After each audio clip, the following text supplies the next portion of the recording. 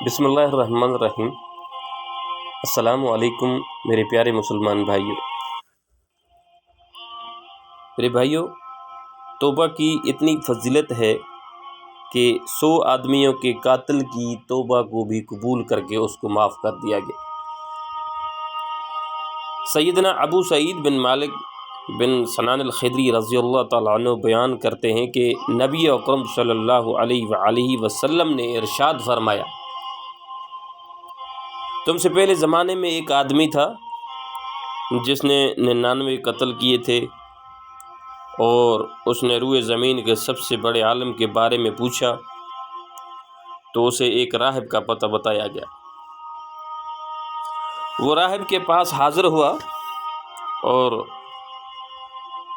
راہب کو کہا کہ میں نے 99 قتل کیے ہیں، کیا میری توبہ قبول ہو سکتی ہے؟ جس پر راہب نے اسے کہا کہ نہیں، اور اس پر اس کو غصہ آ گیا اور اس نے راہب کو بھی قتل کر کے 100 کا عدد پورا کر لیا۔ اس نے پھر روئے زمین کے سب سے بڑے عالم کے بارے میں پتہ کروایا تو پھر اسی ایک پھر عالم دین کا اس کو پتہ بتا دیا گیا، جس پر وہ اسی عالم کے پاس جا پہنچا اور اسے کہا کہ میں نے 100 قتل کیے ہیں، کیا میری توبہ قبول ہونے کی کوئی صورت ہے؟ اس پر عالم دین نے کہا کہ ہاں، کیوں نہیں، فلاں علاقے میں چلے جاؤ، وہاں کے کچھ لوگ اللہ تعالیٰ کی خاص عبادت کرتے ہیں، تم بھی ان کے ساتھ جا کر مل کر اللہ تعالیٰ کی عبادت کرو اور اپنی اس زمین کی طرف واپس مت جانا، یہ برائی کی زمین ہے۔ وہ آدمی وہاں سے چل پڑا، جب ٹھیک درمیانی راستے میں جا پہنچا تو اس کی موت کا وقت آ گیا۔ اس کے بارے میں رحمت کے فرشتے اور عذاب کے فرشتے آپس میں جھگڑنے لگے۔ رحمت کے فرشتوں نے کہا کہ یہ توبہ کر کے چلا تھا اور اپنے دل کو اللہ کی طرف موڑ چکا تھا، لہٰذا اس کی روح ہم قبض کریں گے۔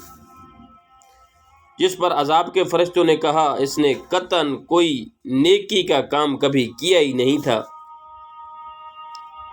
تو ان دونوں کے جھگڑوں کے درمیان میں ایک فرشتہ آدمی کی صورت میں ان کے پاس آیا اور فرشتوں سے اس آدمی کے بارے میں پوچھا، جس پر فرشتوں نے اس کو اپنا فیصل بنا لیا۔ اس سے فیصلے کرنے والے فرشتے نے کہا، کیسو ما بین الارضین فإلی ایتہما کان ادنی فہو لہ فقاسوا فوجدوا ادنی الی الارض التی اراد فقبضت ملائکۃ الرحمت۔ اس فرشتے نے کہا کہ دونوں مقامات کے درمیانی فاصلے کو ناپ لو، جس مقام سے وہ قریب پایا جائے اسی میں اس کا شمار کر لو۔ فرشتوں نے پورے فاصلے کو ناپا تو جس علاقے کی طرف اس کا رخ تھا وہ اس کے قریب نکلا، جو کہ نیکوکار لوگوں کی زمین کی طرف تھا، اور اس پر رحمت کے فرشتوں نے اس کی روح قبض کر لی۔ اور دوسری حدیث میں یہ آیا ہے کہ فَقَانَ إِلَى الْقَرْيَةِ الصَّالِحَةِ أَقْرَبَ مِنْهَا بِشِبْرٍ فَجُعِلَ مِنْ أَهْلِهَا۔ وہ آدمی نیک لوگوں کی بستی کے ایک بالشت قریب تھا، چنانچہ اسے نیک لوگوں میں شمار کر دیا گیا اور اللہ پاک نے اس کی بخشش کر دی۔ سبحان اللہ، سبحان اللہ۔ تو آئیے میرے پیارے مسلمان بھائیوں، آج سے ہی آپ اپنے تمام گناہوں سے سچے دل سے توبہ کرتے ہیں اور اللہ کی بارگاہ میں رجوع کرتے ہیں۔ اللہ پاک ہمارے تمام گناہوں کو بخش دے گا اور انشاءاللہ ہماری توبہ کو قبول ضرور فرمائے گا۔ آمین یا رب العالمین۔